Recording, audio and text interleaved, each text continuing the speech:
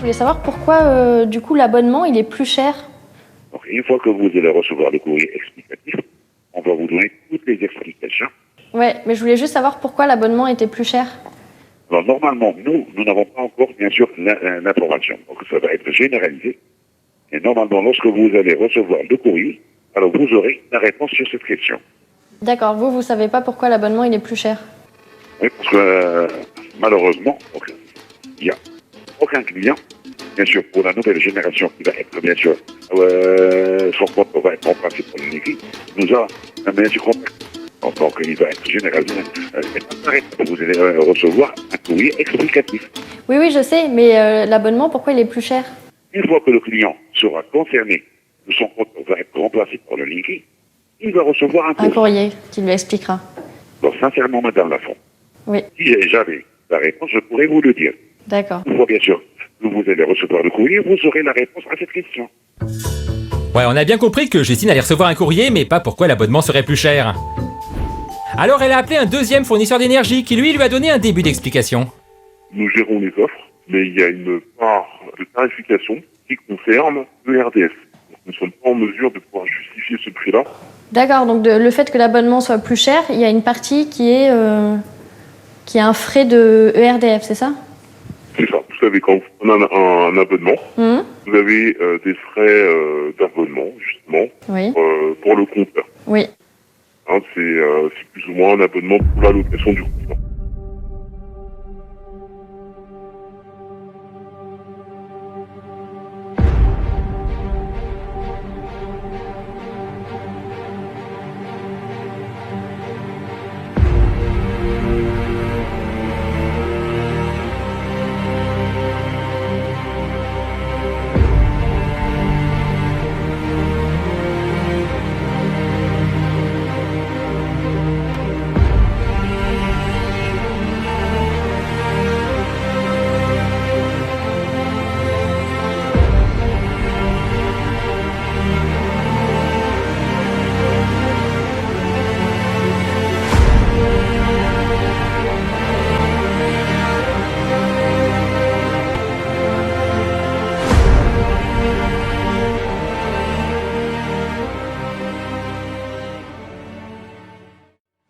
Et peut-être que vous allez payer en fonction de votre consommation réelle et pas seulement d'estimation. Ouais. C'est bien, ça va pas te changer la vie, tu vois. Hein. Et comme en plus, ce discours positif qu'ils font aux consommateurs, ils tiennent aussi un discours positif vers les entreprises.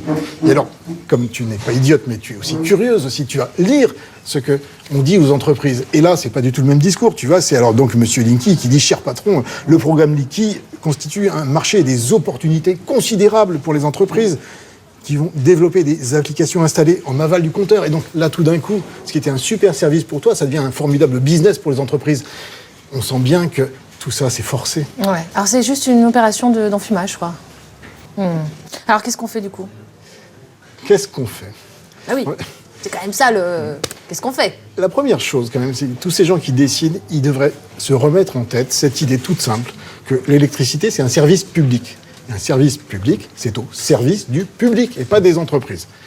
C'est quand même une chose. Il y a une deuxième chose dont on avait déjà parlé une fois, c'est que toutes ces données qui viennent soit des objets connectés, soit de Linky, qui est un objet connecté, elles nous appartiennent, c'est les nôtres, c'est nos informations. Ça serait quand même un comble qu'on nous les fasse payer une deuxième fois.